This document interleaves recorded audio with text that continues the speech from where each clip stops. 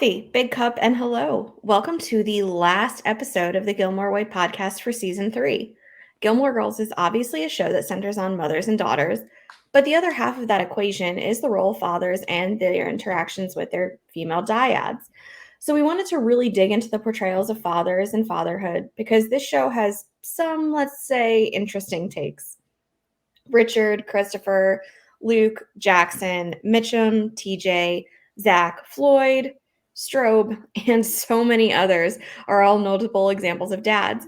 And there are also some notably absent fathers. Mr. Kim and Jimmy are two that stand out. I thought this would be a great time to talk about this topic because in just these 2 episodes, we have Jess and Jimmy finally having a reckoning about his suitability and his parenting. And Rory graduates from Chilton, but Chris isn't there. It's Luke, Jackson, and Richard who show up for Rory in that fatherly role. But before we get into it, this is your regular reminder that this is a spoilers all podcast. So if you don't want the ending ruined, because we will certainly be spoiling the final 4 words this week, you might want to bow out and come back once you're all caught up. And if you could do the YouTube-y things, like, subscribe, share, and comment, we would be ever so grateful for your support. Those little things really do help. So let's get into the summaries. Yep, we kick things off with episode 21 of season 3, Here Comes the Sun. And after getting kicked out of school and having issues with Luke and Rory, Jess leaves town and heads for California to see Jimmy. He meets Jimmy's girlfriend, Sasha, and Sasha's daughter, Lily, and finally has a bit of a heart-to-heart with his dad about how his life is going nowhere. Meanwhile, Rory is scrambling to study for finals and finish all her other obligations before graduation, and Emily requests her presence to help her pick out an outfit for the ceremony. Meanwhile, Lorelai discovers that Rory has been named valedictorian. In the season finale, episode 22, Those Are Strings, Pinocchio, Rory's Chilton graduation has arrived, and Lorelai, Emily, Richard, Luke, Suki, and Jackson gather at Chilton to celebrate her accomplishments.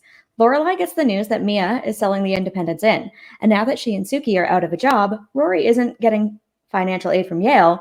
They don't have the money to buy the Dragonfly. Until Rory makes a deal with Richard and Emily to borrow the money for tuition and to continue the Friday night dinner arrangement. Also, sorry in advance if you hear dogs barking. Milo and his bestie are hanging out downstairs. Oh, those two. My heart. All right, so let's kick this off with a little bit of a general question to sort of set the stage for the rest of the conversation. What makes a good dad? I mean, being present, I think, is at the forefront of it. If you're not there in your kid's life, they're going to notice. It's going to always affect how they proceed through life going forward. I mean, I think one of the first and foremost examples that we're going to touch on this week is Mr. Kim. And granted, I don't think we saw the appropriate repercussions with Lane of what an absent father figure can and does do in a young person's life. But there's something to be said for having a father present in a household, or at the very least having a 2-parent household, whether it's 2 moms, 2 dads, 2 individuals who are raising a child. But specifically, when there is a mother and a father and the child knows of that father's existence and who their dad is, relatively speaking, and they see that that person is absent and not there, that's going to affect them because it is going to make them question, am I not good enough for my dad to be a part of my life? What have I done wrong? What are my failings or misgivings? When in reality, most of the time, it's never about the child or what they've done. It's about that individual having something that they need to address or work on in their own life that leads them to not be present. So I would say my number 1 is just being physically there. I mean, that's obviously a big important one. I think there are a lot more things you could say about what makes a good dad, but I also think that they are very much in line with just what makes a good parent in general. You know, I don't know why we have to be quite so gendered with it all the time. I think there's a lot of overlap in the skills and, you know, like personal traits that are sort of ideal, shall we say, for parents, you know, presence, but not only just being present, being actively present, you know, taking an active interest in their play and in their education and in their moral development. All of these things very much contribute to who they'll become. And love and showing your love both to your children and to your partner and to your family regularly, openly, freely, which is something a lot of men are not socialized to do very well. So that's a big one. Allowing your kids to be kids, to make mistakes, and just being open-minded when they say that they want to do something specific. Like I think you see a lot of this in the upper classes where they expect you maybe to take piano or violin, but you want to learn rock guitar, just or they want you to study business, but you want a liberal arts degree, that kind of thing. Just being open-minded to your kids' desires and personalities and interests, instead of just trying to railroad what you think is best for them, because that's not always the most productive way to help them grow. Again, all parents, but dads as well, should lead by example. They should be, setting a good example and a good precedent in their homes for their families. A really good example I think of when I think of that in particular is Phil Dunphy. There's an episode of Modern Family where Haley and Alex are fighting and they're getting into some trouble at school, and Claire's kind of trying to manipulate them into behaving the way she wants them to behave, whereas Phil is kind of at home doing Phil, for lack of a better way to put it. He's just sort of like, he's testing his own boundaries. He's challenging himself. He's showing Luke what it means to come up with an idea, see it through, and persevere through it. And then, Claire comes back at the end after Haley and Alex have landed themselves in the principal's office, and she looks at Phil and she sort of marvels at his ability to live his word and to do what he says he's going to do and to lead by example. So I think that's a really good one. Again, see Modern Family for more excellent examples of good parenting, especially from Phil. I think it's just a great show. I haven't watched it in a while, but that's kind of one of the ones that I was revisiting lately. And I just thought it was great. I think, dads in media have not always been portrayed very well. They're kind of portrayed as the hapless toddler husband who can't do anything without his wife nagging him to get it done. And I think that's damaged our idea of fathers and all that they can be. And it puts moms on a pedestal and knocks dads down, when in reality, we should be looking at both of them in a similar light and showing respect and reverence to both of them, treating them a little more equally, and assigning less firm roles to each one. The father, it's not the 1950s anymore. The father doesn't just come home and read their kids a bedtime story, kiss them goodnight, and go back to work again tomorrow. They're not just a breadwinner and a disciplinarian and an authoritarian anymore. They should take a much more active role in the emotional lives of their children.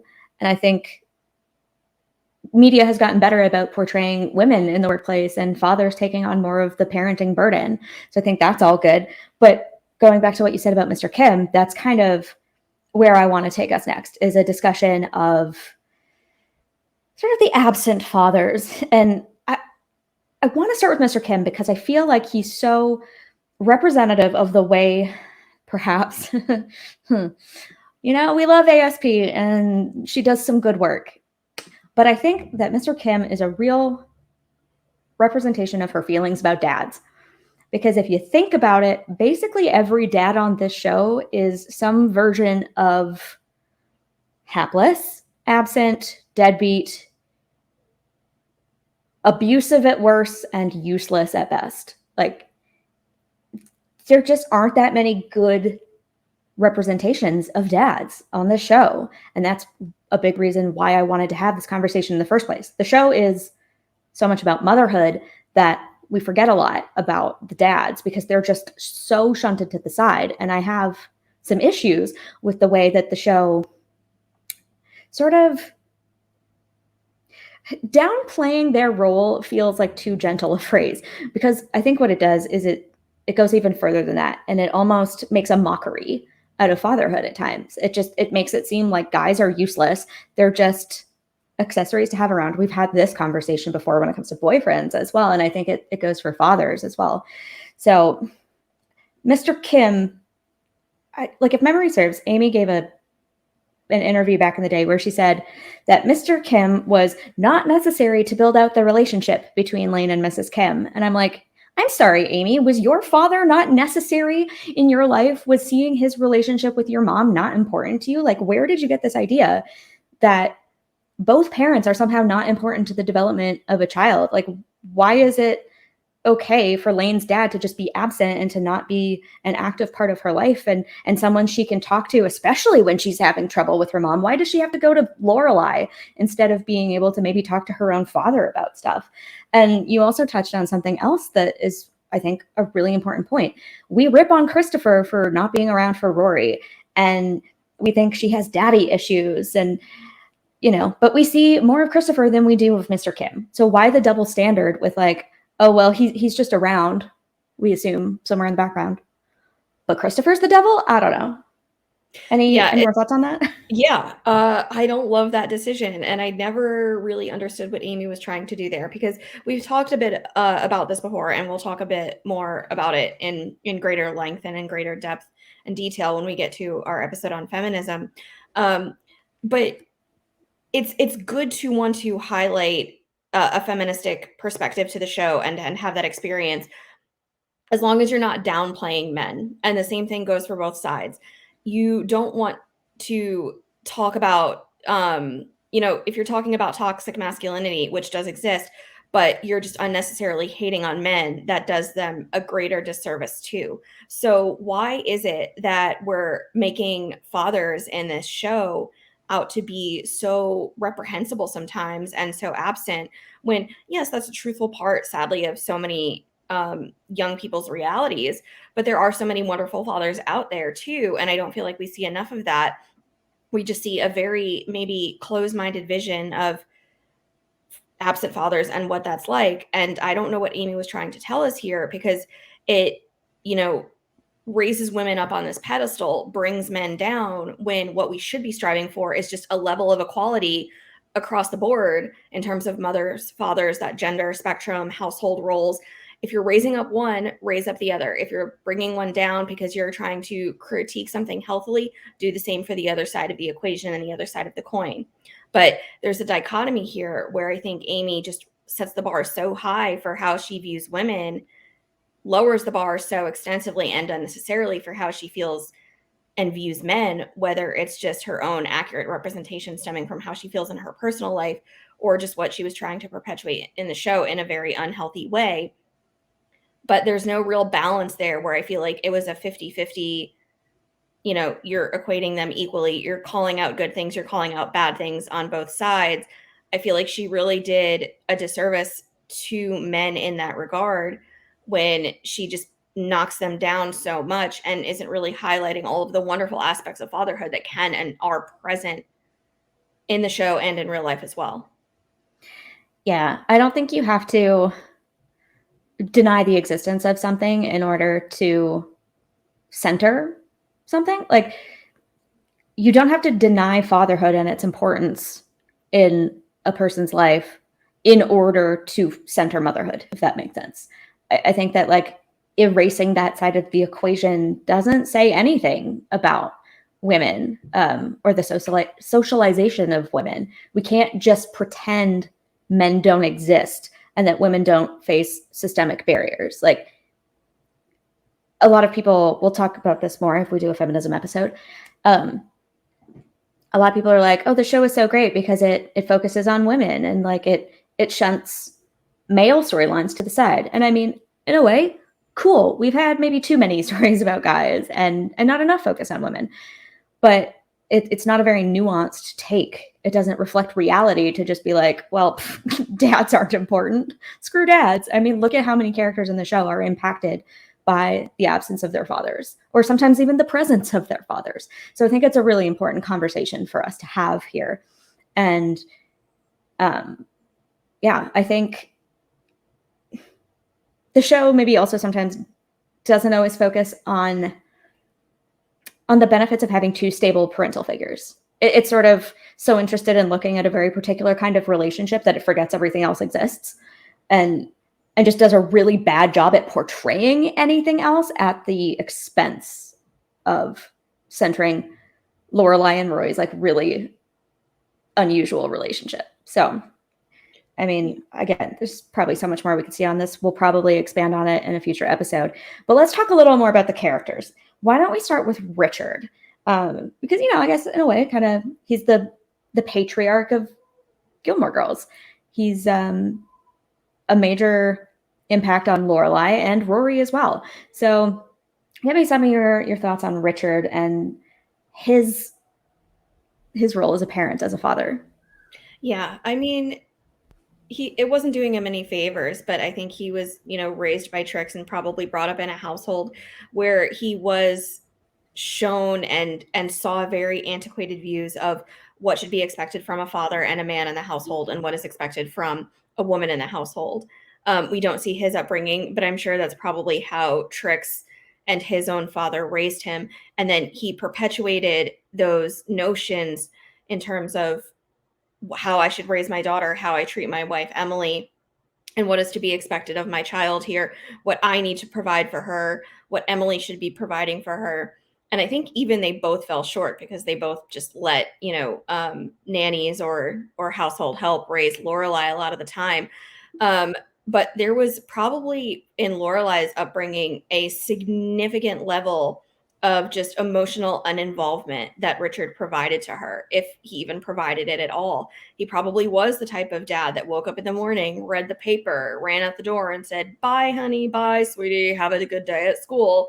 And then, came home, dinner was prepared, ate dinner. "Okay, honey, how was school? Did you get an A+ on your test? Okay, great. Have a good night." There was probably very little involvement from Richard in that regard. It's probably one of the reasons why Lorelai ends up doing what she does as she comes into her teenage years with leaving. But I feel like Richard was a very absent father, obviously not in terms of being physically present, because he always was, but you never gave your daughter any sort of emotional care or investment. You probably never actually sat down with her and had in-depth conversations with her about how her days were going, how her education was going, how her social life was going.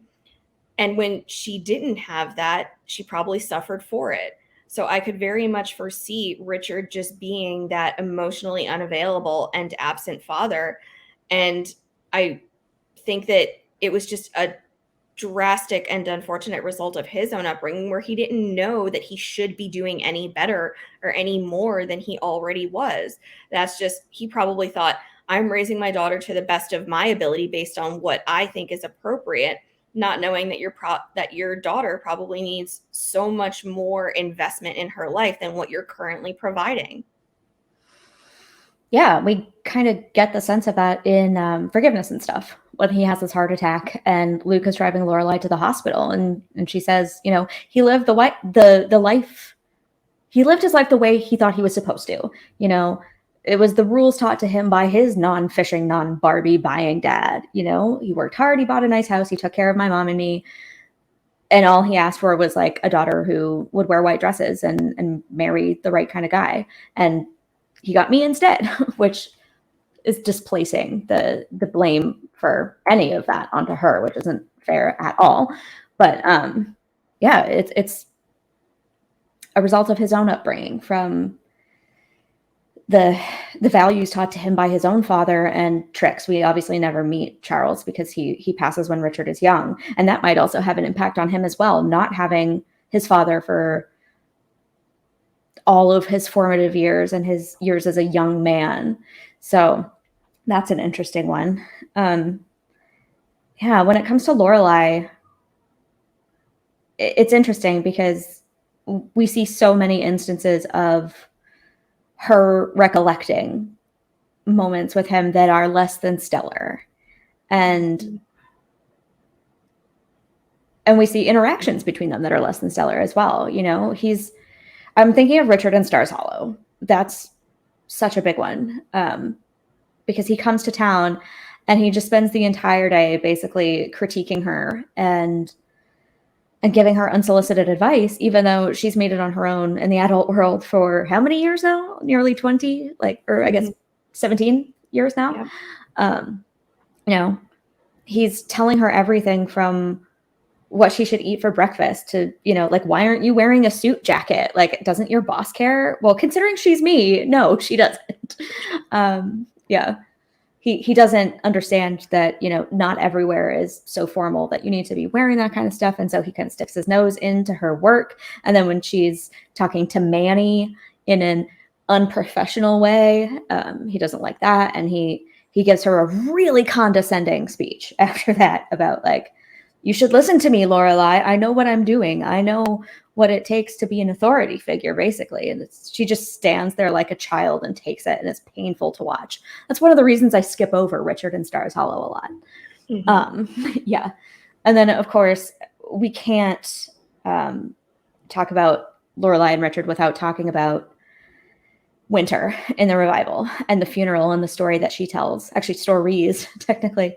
She starts off with the anecdote about trying to play hide and seek with him, but him not paying attention to her. And she sort of waits for him in a trunk while he heads off to, is it Holland? No. Belgium? No. It was Croatia. So we get that story, which highlights his lack of physical and emotional presence in her childhood. And then we get the story about the 4th of July party, where she's doing certain things in the pool house, and he thinks it's her first time, and he's yelling at Emily, our daughter is losing her virginity. And then, of course, we have another that ship has long sailed metaphor. So funny how both Lorelai and Rory resort to that one. But what did you think about her reminiscences at the funeral and when she does Wild? I mean, first off, it's just heartbreaking because we're led to believe up until this point, but what we've been shown and what we see from Lorelai and Rory, but specifically Lorelai, is that Richard was absent, and it did greatly affect Lorelai in her childhood, but even into her adult years. But what we're learning now is that Richard was not the total and abject failure of a father necessarily that we think he might have been, or that he was portrayed to be. And it's sad that it takes his passing for Lorelai to have all of these reckonings of, he was actually, he had his misgivings, but he was a stellar dad in his own right when he was given those moments of opportunity to shine, and he took them. And we get the stories of, I was having a bad day at school, bullying was coming into play. My peers were just not being kind to me.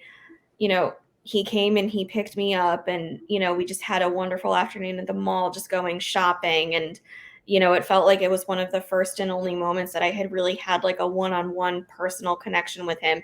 And he took the time in that day to show me that he actually cared. And then even when she's reminiscing, like you said, in the backyard with Richard's coworkers and some of Emily and Richard's mutual friends about his misgivings, you juxtapose that with what you see when she does go on her wild trip, and she makes that, again, what is in my mind just one of the most heartbreaking phone calls to her mom, telling her all of these stories about the times that Richard actually came through for her and was there for her. And it was a really special moment for Emily and Lorelai in terms of allowing them to reconnect based on how this recent heartbreak had driven them apart. But Richard was at the center of it, and it was those good deeds and those good fatherly moments that were at the center of it that were allowing these two women to come back together again. So for all the times that Richard fell short, there were not as many, but there were instances when he stepped up to the plate and perhaps did hit a home run with his daughter in terms of being there and being present in the way that she needed. And so I'm glad that at least at some point, even if it was after his passing, that Lorelai and Emily were able to realize he wasn't the worst father in the world. Yeah, we see a few instances of it, of him kind of coming to the rescue in the main series, like with Chase Bradford, and he lets her escape out the window. And there are some moments where you can see he's very proud of Lorelai, and, he'll actually stand up for her genuinely, like to Trix. And I'm thinking the graduation too, when she gets her degree, and you just see the look on his face, like a proud dad moment. Yeah, that's a good one. And also in the series finale, when he just gives her that beautiful compliment of, it takes a remarkable person to inspire all of this. And, it's not just for Rory, it's a testament to the life you've built here. He can finally kind of break through the layers of the years of resentment and hurt that exist as a wall between them and see the beauty in Lorelai's life. And I think that's just such a lovely moment for them. And it's obviously such a tragedy that Ed Herman wasn't there for the revival. But that being said, I think the storyline with his passing is hands down the strongest part of the revival. It was one of the only things that I think was handled properly from start to finish. And a lot of that comes down to, like Emily's grief is great, and we will talk about that at a later date as well. But also Lorelai having to contend with the fact that her father is now truly absent, and it causes her to reflect on his absences in the past and the impacts that had on her and all of the knock-on effects that had with her mother, and also even with Rory, just the sort of the long-ranging effects of the way she was raised. And a big part of that is Richard's jet-setting, hardworking, overworking lifestyle that caused her to feel alone and neglected a lot. So what about Rory? Like, what are some of your favorite sort of fatherly moments between Richard and Rory? I mean, I don't love privilege, so to say, and providing and just spoon feeding your kids or your grandkids in that way. But I will say that even still, one of my favorite moments is in season 1 at Rory's birthday parties, when first off, he and Emily actually show up and are there and come out to Stars Hollow when we didn't know if they were going to make that trip out. We didn't know if they were going to be present and show up even though they were invited. But Richard is there, and I love the moment that the time that he spends with Rory at the patio, just going over the which season are you magazine quiz, and I'm in autumn, and just that brief moment of conversation that they're able to have when he starts to really understand where his own granddaughter's interests lie, what perhaps her career path is going to look like, what she wants to do, that she has a passion for travel, which he's obviously already picked up on. Because then again, as much as I'm please just don't throw money, vehemently at your kids and your grandkids. But, he gives her, oh, the check for Fez, and, oh, you already gave me a check. And he's like, well, it's an expensive city. I don't think it was fully stemming from privilege. I think it was also just stemming from like he was starting to genuinely care about her and want her to try and have the life that she was wanting to have and travel and see the places that she wanted to. So that's one of my early on favorite moments, is that scene in the birthday party episode where they're just sitting on the porch, just being able to finally talk to each other one-on-one, aside from a Friday night dinner scene.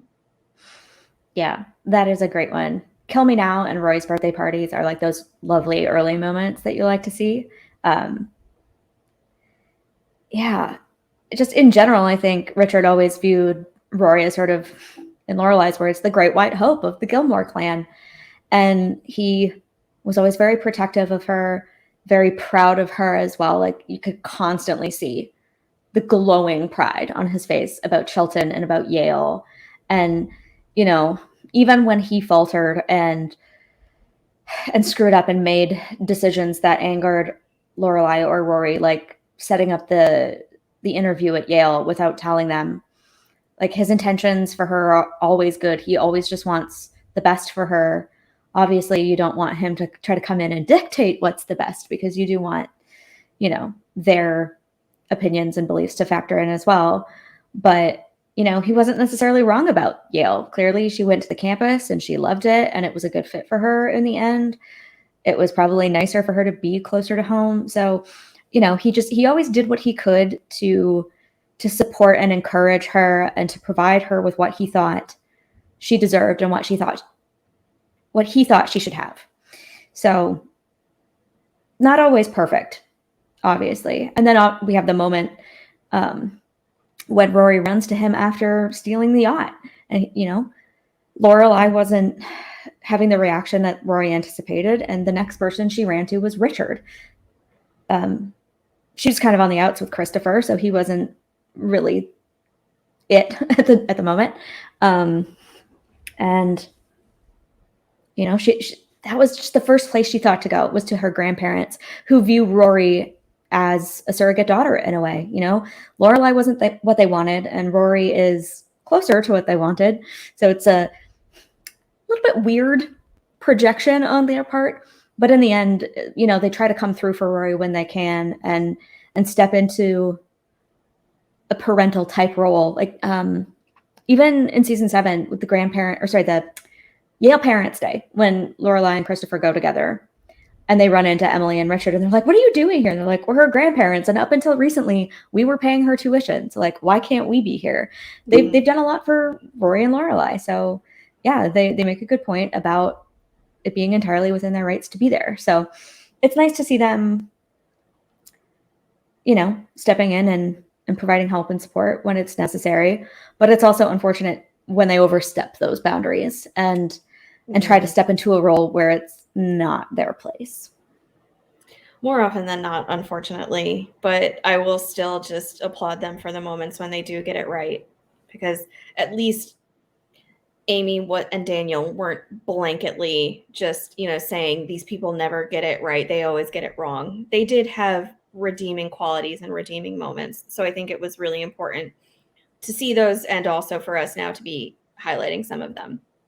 Yeah. I don't know if you have any other thoughts on Richard, but I did want to talk about some of Rory's other potential influences briefly. I mean, I'm sure I could come up with more stuff to say about Richard at some point. I'm probably going to have to work it in somewhere else because we've already been talking for 30 minutes and like we're barely scratching the surface. So I agree with you. Why don't we move on to Chris?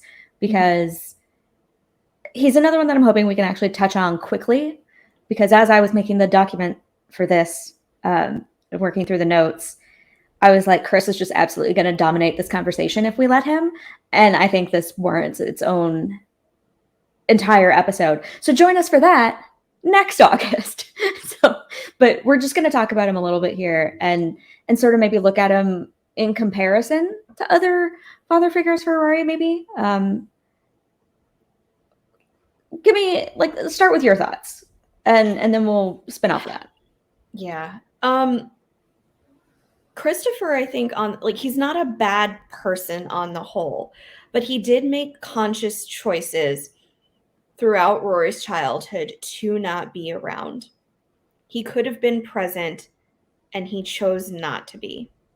And I understand that some of that stemmed from career opportunities bringing him elsewhere, him being a 16, 17-year-old dad when he never anticipated or expected that he was going to be, wanting to pursue and continue on with his own education. But he was given opportunity to stick around and be a part of Rory's life. And he took it sometimes, whether it lasted for days at a time, for weeks at a time, maybe a couple of months. But he never committed to being there 100% of the time. And he ran away. And I don't think it wasn't Rory driving him away, but he chose to depart from her life when all she wanted really was probably for him to stay. And again, I don't want to talk about this too much because we will get to it more at a later time, but it affected Rory significantly and it made her almost hostile towards her own father as she entered into her early 20s.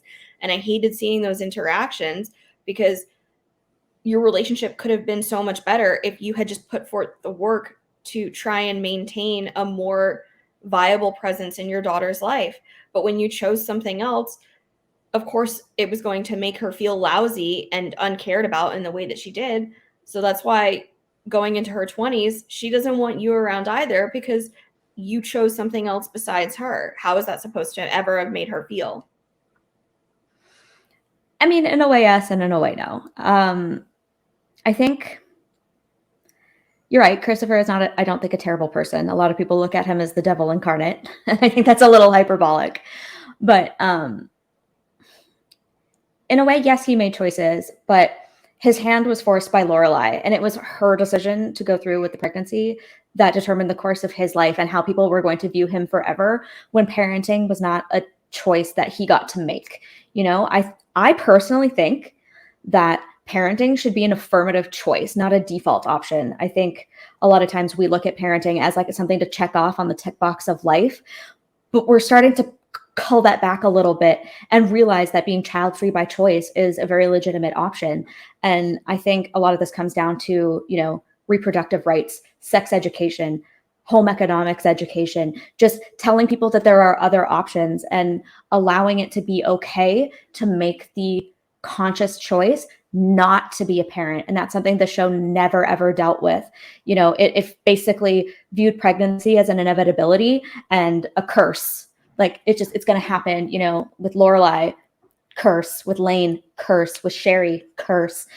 And so Christopher, in a way, like it became sort of like almost a life sentence for him. And like, he was 17. He was not going to make the choice to be a father if he had any option against it. But obviously the option for Lorelai not to go through with the pregnancy was apparently just never on the table. And she made the choice to go it alone. And she didn't necessarily force him to be absent, but sometimes mothers do that. They like actively keep dads out of their kids' lives, either for the kids' protection or because of, you know, personal hurt, personal regret, pettiness, vindictiveness. You know, there are any number of reasons that the human psyche might do that. And, you know, Lorelai tried to be good about it and tried to be magnanimous and being like, the door is always open for you. But she's the one who chose to have the baby and run away to Stars Hollow at a time when Christopher was in his life, graduating from high school and going off to college and trying to forge a path for himself separate from his parents, much in the way that Lorelai tried to do. But he tried to do it the conventional route of like, I'm going to move out to the land of opportunity and try to get a job and, you know, try out these business ventures. They didn't go well for him, but hey, it was Silicon Valley in the 90s. Like, what are you going to do? Some, you know, not everybody came out of that unscathed.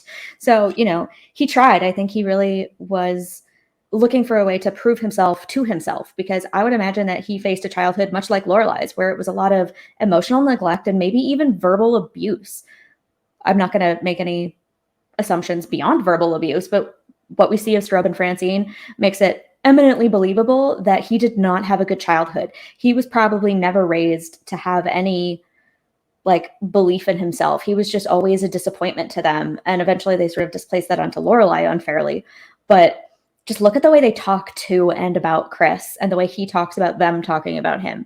It doesn't seem very favorable. And so the fact that he never had a sense of self-efficacy or a belief in his own ability to do anything doesn't surprise me.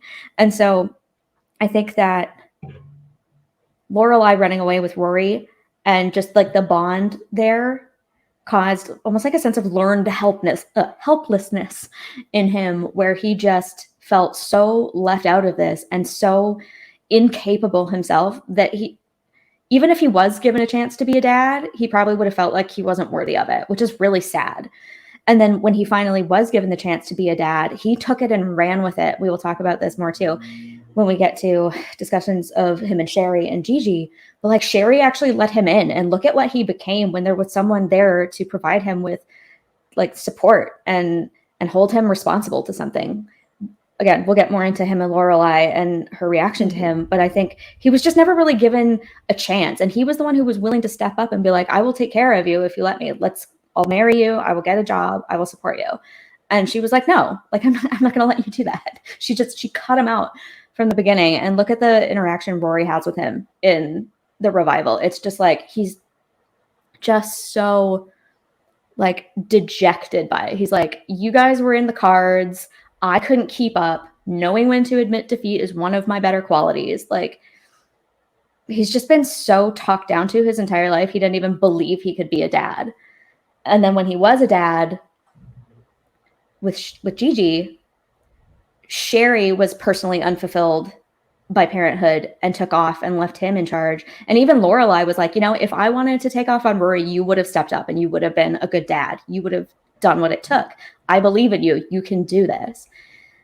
So I think we see the possibility that he could have been more if he had given an opportunity earlier in life, if he hadn't just sort of been allowed to go off and do the things that, most teenagers and 20-year-olds are allowed to do because they don't have kids. He probably would have stepped up to the plate a little better, but nobody ever held him accountable for anything. And that's why he didn't grow up as fast as Lorelai, who had to make the tough decisions to be a parent and had to do what it took to step up for them both. So I think sometimes we're maybe a little too hard on Chris, and I will expound on this in even more detail eventually. But and the other thing about Chris that I don't think is talked about enough is that, his relationship with his own father was extremely strained. And so I really don't think he got any perspective or wisdom or support or guidance or anything from his parents about how to be a dad. It was all just, learned experience of his dad being a terrible person and treating him terribly and expecting nothing of him. And there was no positive reinforcement for him ever when it came to being a dad. So I think that and this is not to say that he was a good dad. He could have been better. This is not like a blanket apology for him. I don't necessarily think he was always a good partner option for Lorelai, nor do I think he was always a good dad to Rory. But I think there's a lot more nuance to it than people give him credit for. And I'm really excited to go into this more. But just to sort of wrap him up, I have a question for you. Okay. How do you think Chris's role compares to that of Luke's?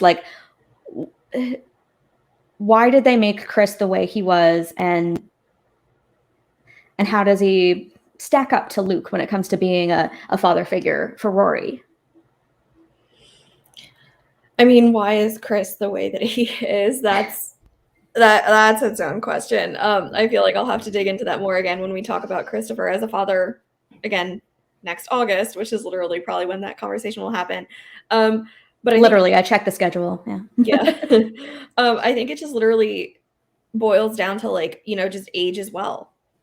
A 17-year-old father is not going to approach child rearing in the same way that a 27 or a 37-year-old father is going to, because they're going to have not even more years of paternal experience under their belt if they've had 1, 2, 3, however many children, but they're also going to be having years of life experience and continuing education that's going to come into play, that's going to allow them to be just a more knowledgeable, well-rounded individual that is going to allow them to parent better. Your brain is going to be more fully formed when you're at that age beyond 25 or so.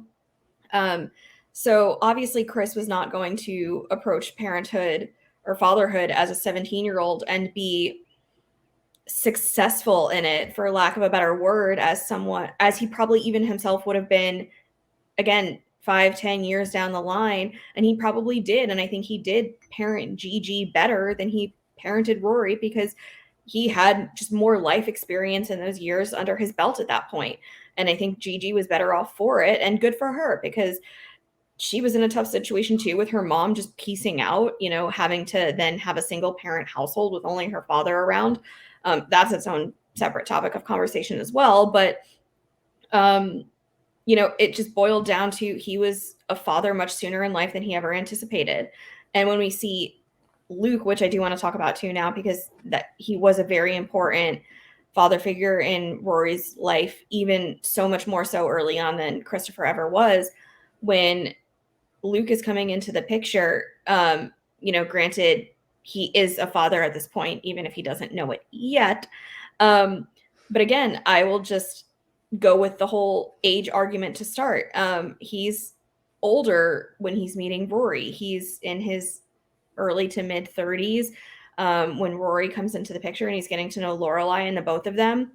So he does have that life experience under his belt. He probably, even though kids are not necessarily his forte, he at least knows how to interact with them. And because of the care that he has for Lorelai, that extends to Rory, just because, as basic as it is, I like your mom, therefore I understand you're an important part of her life. So I'm going to show you the same level of care that I do to her, since you're her child.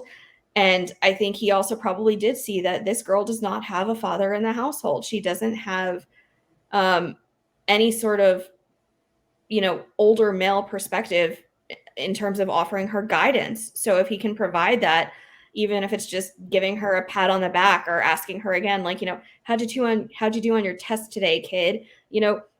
A child's probably going to see that and be like, this person cares about me and is showing me care and concern when I don't get that from a man in my life anywhere else.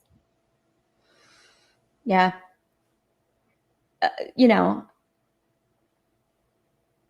It's interesting because a lot of people say that Christopher only ever spent time with Rory as a way to get to Lorelai because, he was always in love with her and Rory was just sort of like a responsibility that he had to deal with on his way to acquiring Lorelai. And I'm like, that's kind of the same for Luke. If we say that about Chris, we have to say it about Luke too, because we know Luke has been pining for Lorelai forever. And like, he doesn't treat any other kids in town this way. So you're right. I think he just views them as a package deal. And he's one of the Stars Hollow people who's just sort of around for Rory's upbringing with the whole "it takes a village" thing. And, on that note, with "it takes a village," most villages tend to include both the kids' parents if they're alive and around, like, it's kind of not necessarily rare. I'm sure it does happen, but like, you don't need to have a broken home or a broken family to have a village to help you take care of your kids, right? There are a lot of far more social groups that extend the idea of family just beyond the nuclear unit. And so it's cool that Rory has all of these other influences in her life, especially with Christopher not living in Stars Hollow or even Hartford anymore. It's nice for her to have other adults looking out for her and giving her wisdom and learning things from them as well. But it just sort of like ignores the whole point of like a dad can be a part of the village too. You don't have to cut him out in order to have a village. So I just thought that's funny. But it's just, yeah, age is another excellent point, and life experience, because like, think about Jess and Dean. Like, what if Rory had gotten pregnant when she was a teenager? What would their reactions have been like? How would they have stepped up?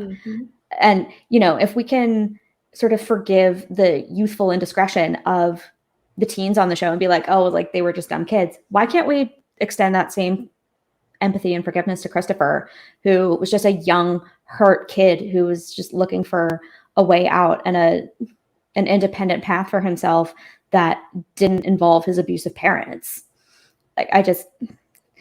But at the end of the day, Chris is the way he is because the writers made him that way. I think they used him as a convenience, as a plot point.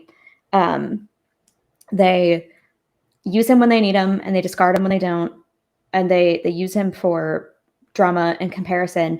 They always want us to maybe like think that Chris and Lorelai are an option, but Luke and Lorelai are telegraphed from episode 1.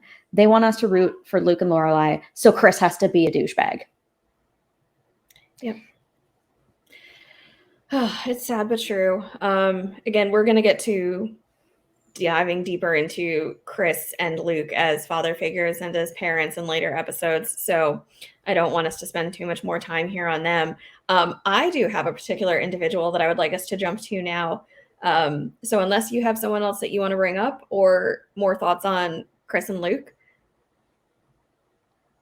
Not so much Chris and Luke, but I do have more that we should say about Luke. And like Luke and Rory, and then I'd like to move on to Luke and Jess as well. But I think that like another thing that I see kind of around the fandom quite a bit is the idea that Luke has always been a really steady father figure for Rory. And I want to push back against it a little bit because I think we're maybe giving him a little too much credit. Again, he lives in Stars Hollow. He's always lived there. He's always going to live there. His presence in her life is not by choice. It's by convenience. And,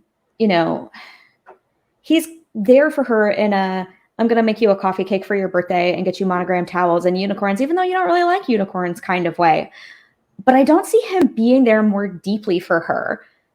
Like he shows up and that should be the bare minimum. He's present in her life. And I'm not saying that's a bad thing.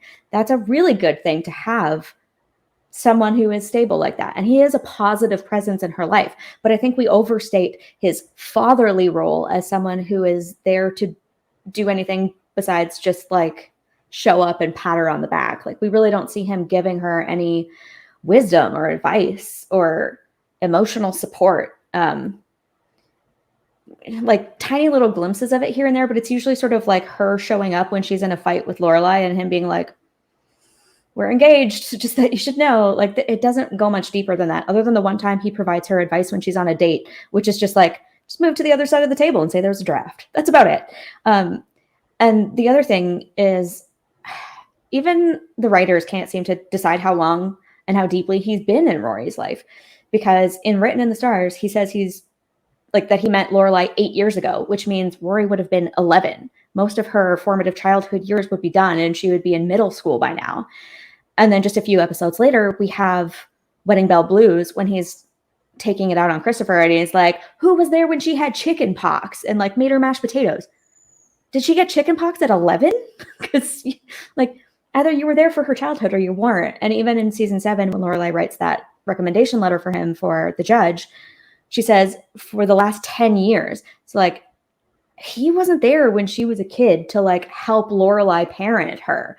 He was just sort of around. And even then he was, again, just a townie who would do nice things for her and show up to her birthday parties just like everybody else.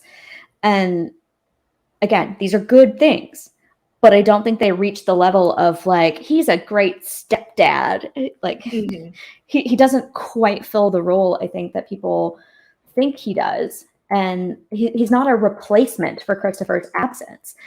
And I think this brings us to Jess quite nicely, because when Jess arrives in town, we see how utterly unprepared he is to be an emotional support to a kid. So like, why don't you talk about Luke and Jess for a little while? The first thing that always stood out to me in contrasting how Luke parents Rory in the loosest sense of the word, in terms of just offering brief paternal advice or moments of care, versus how he has to step into a full-on 100% this young person is your responsibility role with Jess, is that Jess was a very troubled and undisciplined youth who had a lot going on in his life that he needed to address, but that he also needed parental figures and adults to help him address as well. Rory was an angel child, for lack of a better words, in terms of that regard. If you want to just hold these two up against one another, she was well behaved. She did well in school. She actually attended all the time without skipping and, going and getting jobs when she should be sitting in a classroom. Jess came into the picture as a very troubled youth, and Luke was just wholly unprepared for that. And I think he tried his best. And I do think he did try his best with Jess, but I think that his best was just always going to be so short and so far removed from ever being enough, because Jess needed significant help at that point, beyond just having now a father figure or a male presence in the role in terms of Uncle Luke. But that is one thing that I want to even maybe pose to you as a question, in terms of Jess just needing discipline from Luke as a father figure.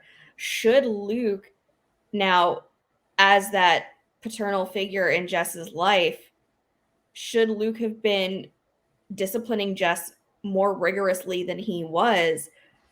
And because he wasn't disciplining him, was Luke falling short in his responsibilities as that father figure to Jess, because he was just letting him kind of skate by and not addressing these really big problems that Jess was having in his life that he was perpetuating himself?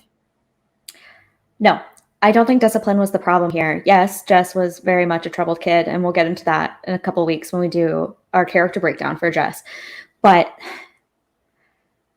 with a kid like Jess, discipline is not the answer. We saw how things went when Luke tried to play the tough love card and the like, you're going to do this and you're going to do this and you're going to do this and you're going to have her home by 11. And, it was in one ear and out the other, because Jess wasn't willing to engage like that.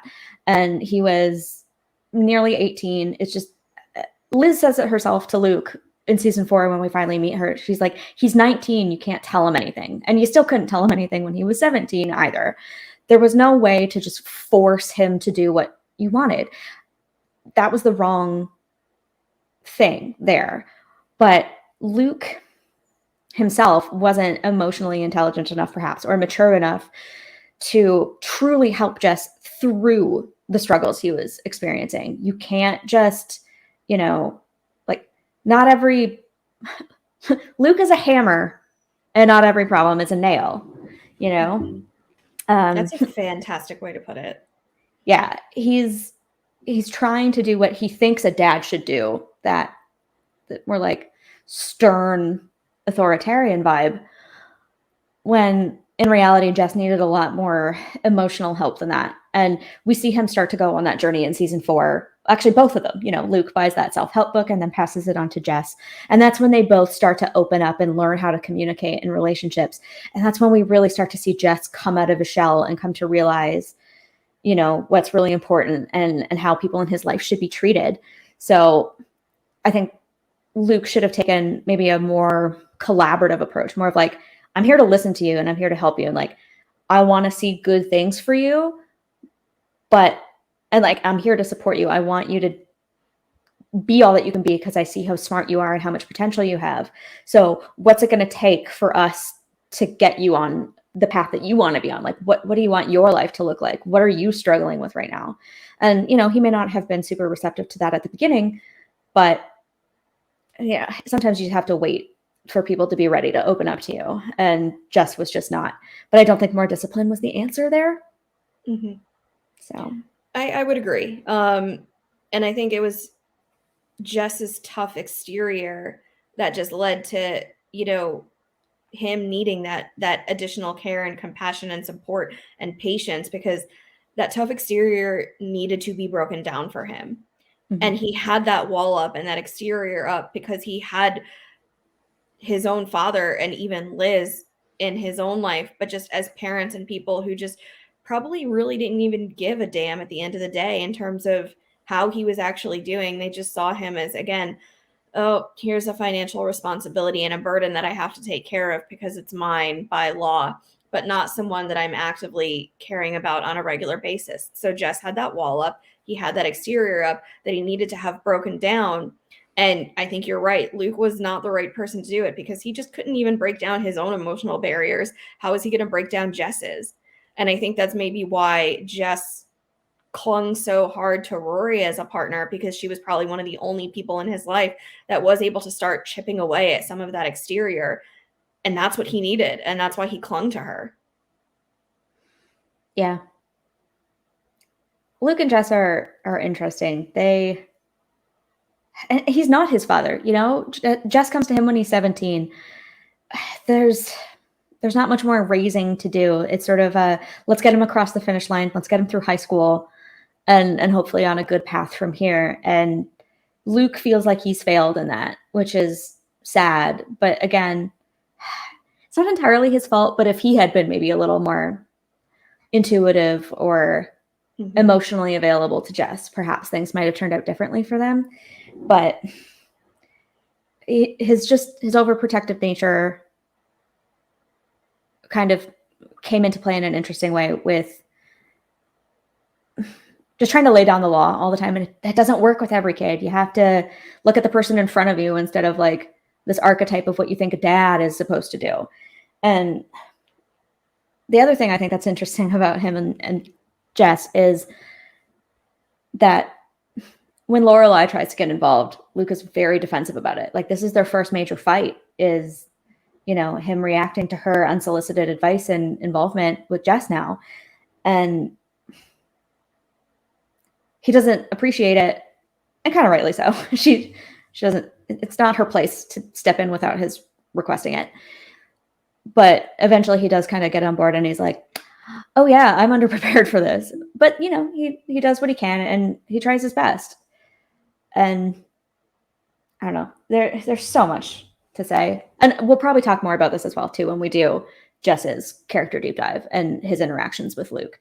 But as a dad to Jess, he struggles. And it's his first time doing it. I don't know that everyone is exactly a natural parent. And he feels alienated from Jess because he's not his kid. He hasn't been there from the beginning. There's no emotional bond that's been formed all these years. And later with April, we kind of see a similar thing where he really has to work to overcome the fact that they don't have that initial bond. And we also have an entire episode planned on Luke, Anna, and April. So stay tuned for more of our thoughts on Dad Luke when it comes to her. But do you have anything else on Luke with Jess, or shall we move on to another Jess adjacent father figure? I want to move on to another Jess figure, which is kind of where I was originally going to take us, but I'm glad we sidestepped and talked about Luke, because a very important person, not only for Rory, but even more specifically for Jess. But I know where we're going, so I'm just going to lead us there. Let's talk about Jimmy. Oh, Jimmy. First off, Jimmy I would boy. like to say I love the casting of Rob Estes for Jimmy Mariano. I think he was the perfect.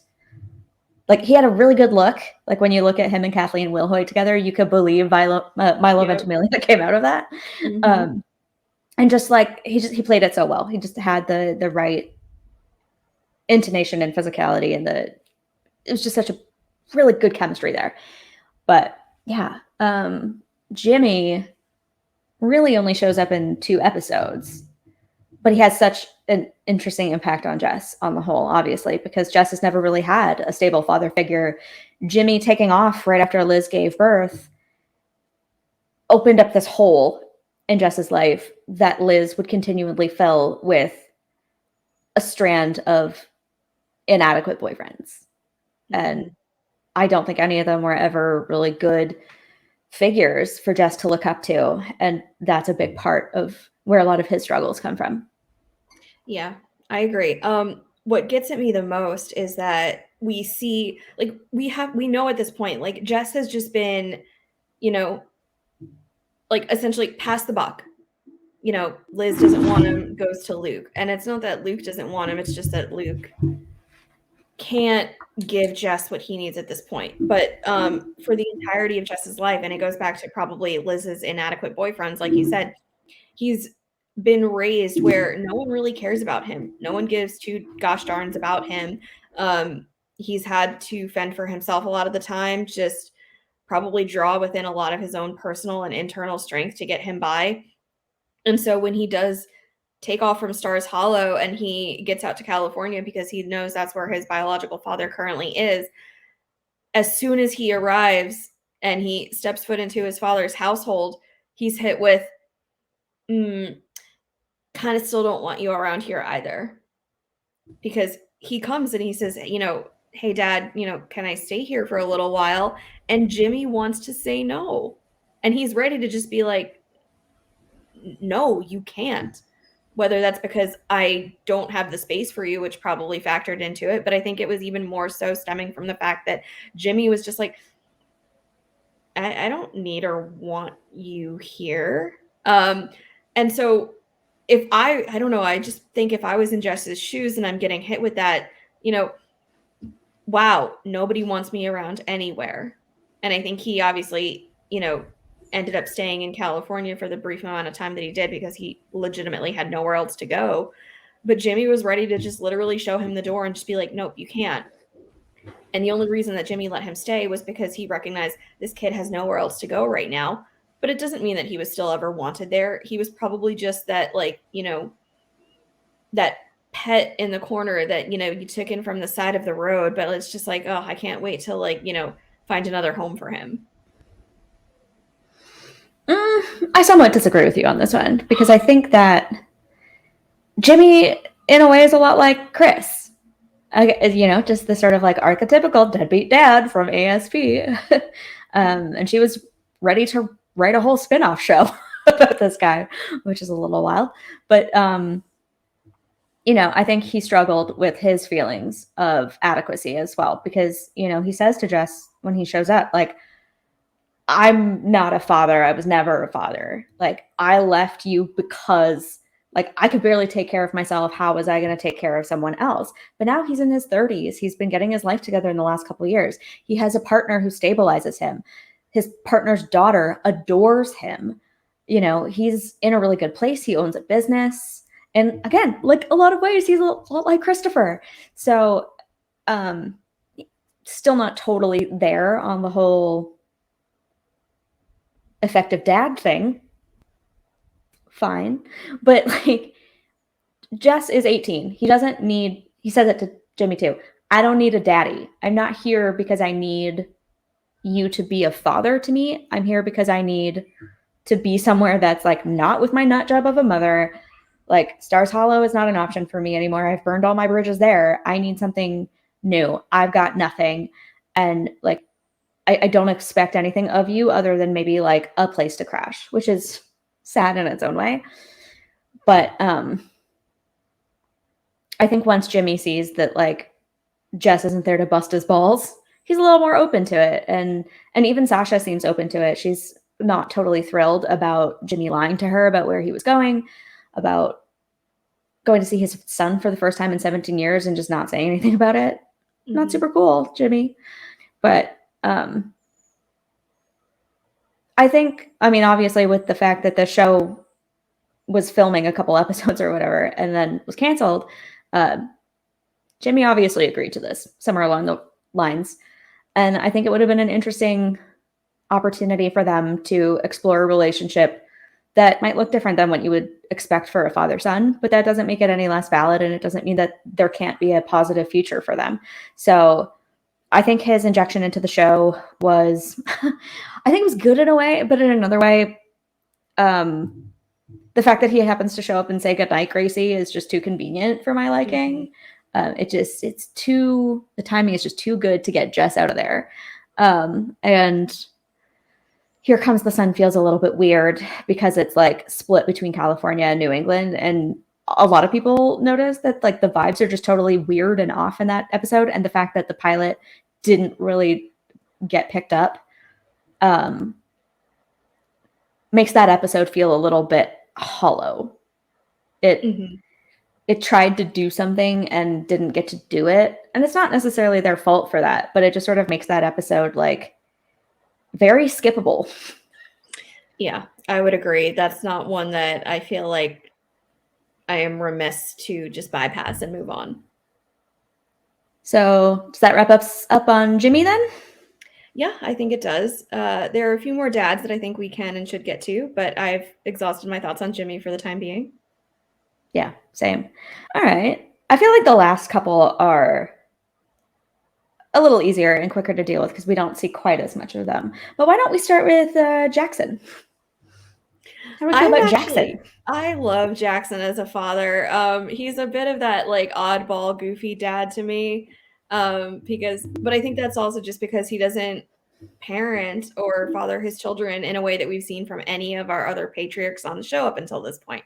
So it is a really just fresh take at a dad who is actively involved and present in his kid's life, who loves the mother of his children, who is there and a present and active co-parent with Suki. And I love seeing just we don't get a lot of it, but just the brief moments where they are just addressing their kids, like, turn the TV down, or just, telling them what to do and but in a way that it's just like, you're encouraging them to autonomously make good choices. So I really enjoyed him as a father. I'm glad that he and Suki never went for the 4 and 4 because I think that would have just broke both their brains, if not, Suki's body and everything else. But I enjoy seeing him as a dad. And I feel like if we ever get a Revival 2.0, I would love to see him and Suki as parents to what are now teenage children, college age level kids, and just see how their kids have flourished in all of those years. Yeah, I wish we had gotten a little more of the actual parenting from Jackson and Suki because it was loving if a little offbeat, and that's always fun. So we will talk more at a later date about the lack of getting a vasectomy when forced, which again, whole other issue. So we're just going to gloss over that right now. Not his finest parenting moment, but just so you know, it's on the horizon. We'll get there eventually. So not a perfect husband or father, but loving, and just I think one of the better ones we see on the show because they don't devote enough time to the parenting of Jackson and Suki for him to be a bad dad, if that makes sense. Yeah. Yeah. All right. What about TJ? TJ is even more of like just a total goofball than Jackson is probably as a father, but you know what? I'm here for it. I'm sure Dula is growing up just having like a very fun-filled, creative, and just enjoyable and energetic childhood if that's who your father is. Granted, we don't see enough of it to know, but if I just needed to like speculate or theorize, I'm sure he's the type of kid that's coming home and, hey, you want to go like swing a bat, or let me take you to gymnastics, or what's the activity that we're taking you to today? Let's go for a bike ride. Do you want to finger paint together? Maybe you can help your mom make some jewelry. I see him taking a very hands-on and active approach to parenting and just being a father figure in that regard, not even just from providing that emotional level of care, but just really getting down on the same level that his child is at and be like, let's just do things together. And so I feel like he probably is one of the strongest dads on the show that we see in that regard, even though we see barely any of it. And Duel is just an infant when we first get to see him become a father. That's just where that's where I think his train was taking him. Yeah, I love that he's there for Liz in a way that it seems like her previous partners haven't been. And he really stepped up for her and Dula. And, they're still married by the revival. So I'm assuming that, it's been more or less wedded bliss, which is good. And you're right. He's a very playful kind of guy. And I could see him being very hands-on and very invested with kids. So another one I wish we had seen more of, because it was so cute in season 7 when they had Dula. And one of my favorite moments is when he's wearing like a baby monitor clipped to his shirt or something, and he's like, "Oh, Dula alert!" Just a squawk. Like, it's just so sweet that he's so attentive and he's got the thing clipped right to him. It's very cute. So yeah. What about Zach? Oh, we're gonna slide down a little bit here on the slope. On the slope with this one. I don't think Zach was equipped, or even I think maybe he thought he wanted to be a dad, and I think he was okay at it. He certainly wasn't the worst that we saw, but I feel like he was also sometimes too much invested in himself and in music, that he was letting that be his passion and not necessarily putting the full attention into his children that he needed. And not just for Zach, I think for any parent, when you choose to bring a child into this world and you choose to raise them, it's not that your own interests don't matter anymore. It's just that they need to be placed secondary and your children's needs need to come first. And I feel like Zach, I think, faltered too much as a parent in terms of still wanting his passions and his project and his hobbies to be at the forefront of how he spent his time, in terms of spending time with your children and caring for them in the way that you should. Yeah, he's not the worst, that's for sure. His reaction when Lane was pregnant was a little less than stellar. And he sort of seemed just as gobsmacked by it as Lane was, frankly. And initially he was like pretty immature and grossed out by the whole process, and just not as invested maybe as he should have been. But he came around, and he was loving and protective of Lane while she was pregnant. And once the babies were born and he had the opportunity to go off with Vapor Rub, he wanted Lane and the kids to come onto her. Like, he seemed like he was trying to be the best dad that he could. And, he had to work. He took over for Lane at the diner at first. And then by the revival, he seems to have some other kind of job. He's a route supervisor for something, not sure what, but, he has sort of a conventional job, it seems. And we see him interacting with Stephen Kwan a little bit. again, not really enough focus on him in the parenting role. He's just sort of like the baseline decent dad. And it just makes me mad that there was so much wasted time in the revival that could have been spent on Lane and Zach and their kids and just a more fulfilling story for them as a family. So, little disappointing. But I do love Gil coming in and being sort of an older voice of reason, because Zach's dad apparently took off on him when he was younger. So he also didn't really have a really good role model himself. And so I love that Gil is this older fatherly figure who can come in and remind him that parenting isn't uncool and that, you know, having kids is the circle of life and that's totally rock and roll, which brings us conveniently to Gil. What do you think about Gil as a dad? I love Gil as a dad. Like, nothing against my own father, he's wonderful, but Gil's just a rad parent. And I feel like if I was his child, I would just want to spend time with him. You know, I would want to be hitting the road to go watch his shows with him and be invested in his music and what he's trying to create. And in the same way that I said, I think TJ would be a very hands-on father, I think Gil was absolutely that as well for what we saw. You know, he's very down to earth with letting his kids know what's going on in his life. He's very active and just, you know, oh, like we're in band practice, but like, you know, if my kid calls me, I got to answer the phone. Like, you know, I got to be there for them.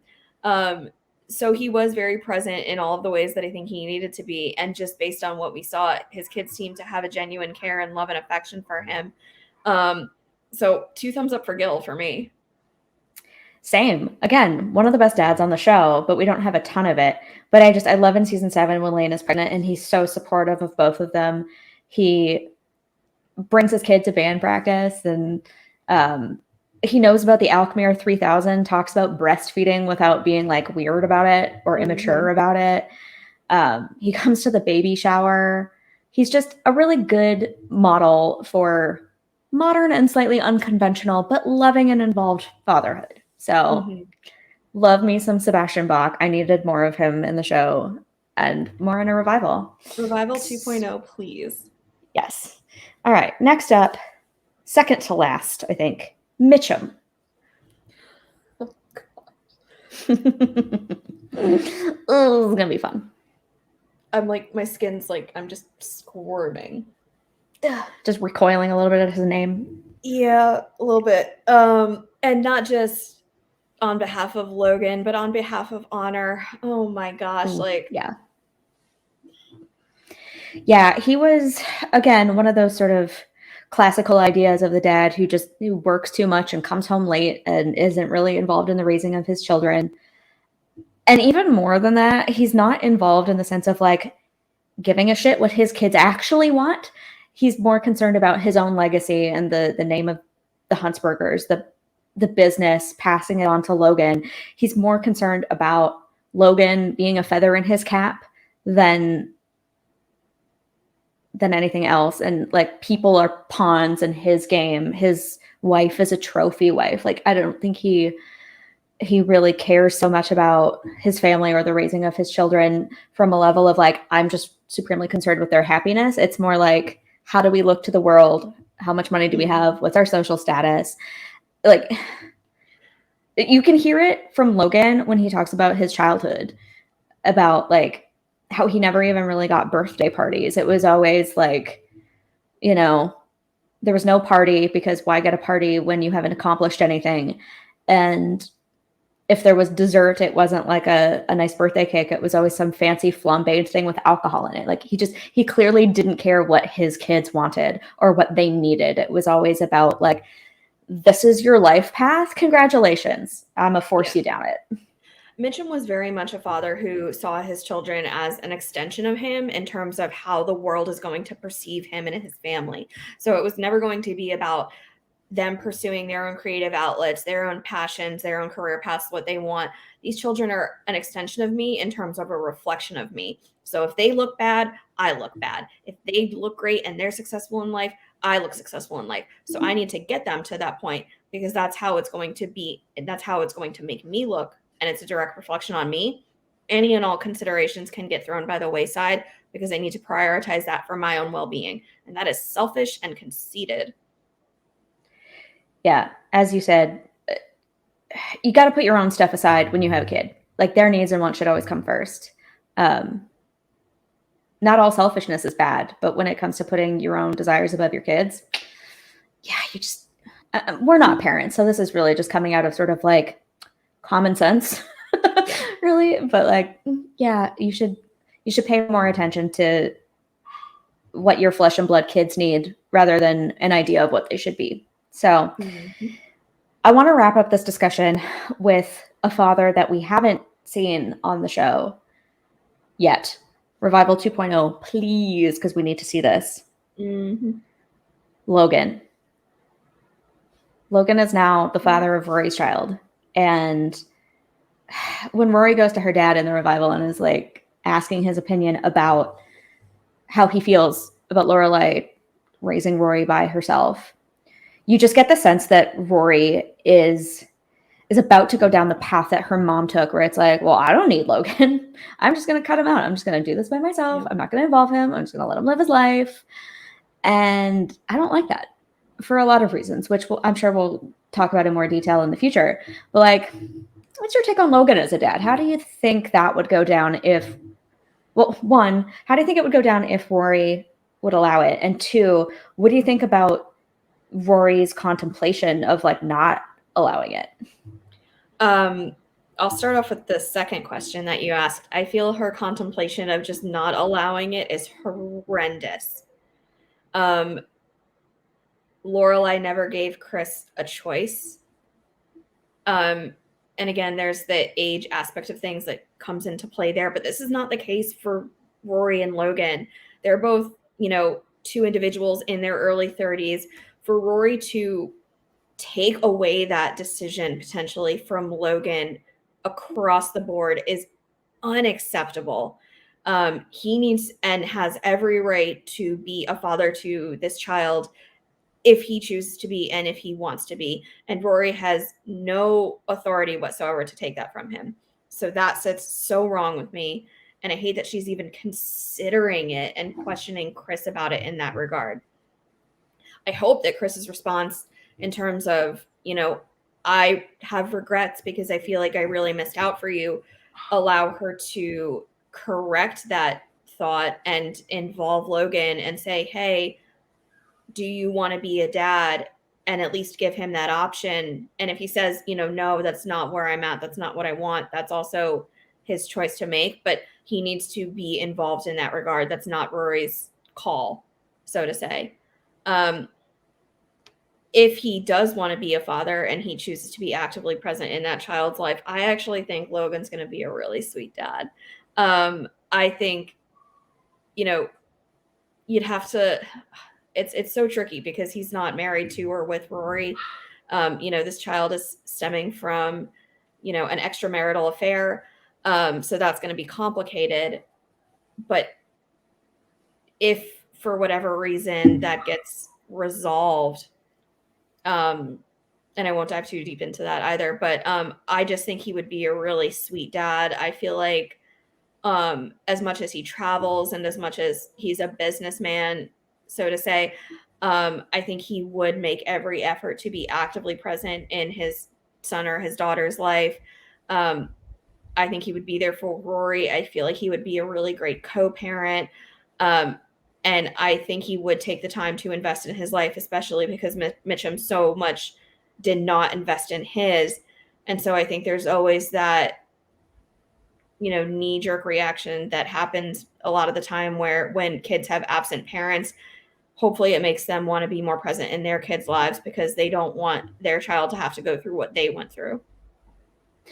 Yeah, and on that note, I find it to be the height of hypocrisy that Rory is even willing to maybe go through with this and to potentially keep her daughter's father from her in any way. Like, even if she takes a Lorelai approach where it's like, doors always open. The practical realities of that are just like, it feels like she's lacking self-reflection of like, well, what was the impact on me growing up without my dad? And how did that impact me emotionally. Look at what happened when my dad kept trying to come back into my mom's life and into my life and screwing things up. But I think part of that happened, and we will, again, talk about this when we talk about Lorelai and Christopher. Like, what would have happened if Lorelai gave it a shot? And like, there was an attempt at a romantic relationship, and whether it lasts or not is kind of neither here nor there. But if they sort of put it behind them and we're no longer worried about the romantic side of things and we're just focused on co-parenting effectively, like, we might not have had all of those dramatic blow-ups because Lorelai just kept turning him down and shutting him out and keeping him at arm's length constantly. And if Rory continues to do that with Logan and like never face up to the way she feels about him or have any sort of moment of reckoning with him about this, it's just going to perpetuate this cycle. And of course, we know that that's what Amy loves, is these circles of life and throwing people into parenthood when they're so unprepared for it, for one. Oh my God, why are we doing this again? But the whole thing is like, be better than your parents. Your mom was emotionally unavailable. She was avoidant. She was almost too independent for her own good. And that meant that you grew up without your dad because she wanted to do it on her own. And that meant that she wouldn't even let Chris try, you know? Mm-hmm. And if she had let him try, things might have turned out a lot differently for all of them. And if she does that with Logan, she's probably just going to find herself in a very similar cycle in a couple of years where it's like Logan and Odette's marriage is crumbling because they don't actually love each other. And it was just their parents wanting them to get married in the first place. And he's trying to crawl back into her life, but she's happy and independent. And then he's flaky for her daughter. And I really want her to see, like, to step back and think about it and be like, oh, if I did this to her, then this, like, can I be everything to this person? And can she make it through an inconsistent father herself? I think, like you said, that Logan's actually going to be a much better dad than Mitchum was to him. And I want Rory to be a better mom than Lorelai was. I want there to be progress, and I want there to be a healthy co-parenting balance with them. Whether their relationship ultimately works out or not, I think that Logan needs to ditch Odette because his heart is clearly not in that, and they should both just like split ways and try to find their own versions of happiness instead of what their families are trying to force on them. And I think he should really focus on trying to be there for his daughter, and Rory should stop being so, like, both Lorelai and Rory have attachment issues from their absentee dads, and she's just going to pass that on to her daughter if she allows this to continue. And so I want her to recognize that and try to overcome it and be like, no, I can trust someone. I can let someone in, and we can do this together to give our daughter the best hope at like a happy home life possible. I feel like I have a lot more to say on Rory and Logan and parenting, but for another time. Yeah. We have so many more episodes down the pipeline in terms of character studies and other just parenting, co-parenting perspective episodes that will touch on all of this. But I think what you said about Logan and Rory not perpetuating the same mistakes that their parents made in terms of parenthood is just spot on. And I agree wholeheartedly with all of it. I think it's a good place to leave off. Yeah, I was about to say the same thing. Unless you got something else, I think that's a good way to close this one out. I mean, I always have something else. This document was 100. No, it was like 118 pages or something. Long. And I cut it down. You know, these documents are full of quotes and research and articles, interviews, all that kind of stuff. And this was a really long one. There's so many dads and so much to say, and I'm sure that more of this will come up in the future. But yeah, so I'll leave it there for now. Yeah. That being said, what's on the slate for next week? Next week, now that we have gotten through all of the episodes for season 3, we're going to do our season 3 wrap up. So come and get our overall thoughts on like the best and worst from season 3. Yep. It's going to be a good time. In the meantime, go back and watch some of our old episodes if you want more GG content. We say this every week, and we're going to continue to do so. FanFest is coming. We're now less than 3 months away If you want to know more about that, we have links to it in below and a link for you to buy tickets. Go check that out. That's going to be a really fun GG related weekend. And in the meantime, please just remember to do all those YouTube things for us. Please like this video, subscribe to our channel. It's one click, really does help us out, and we're always so grateful for the support. That being said, enjoy your weekend, and we will see you next Friday night for dinner. Bye. Bye.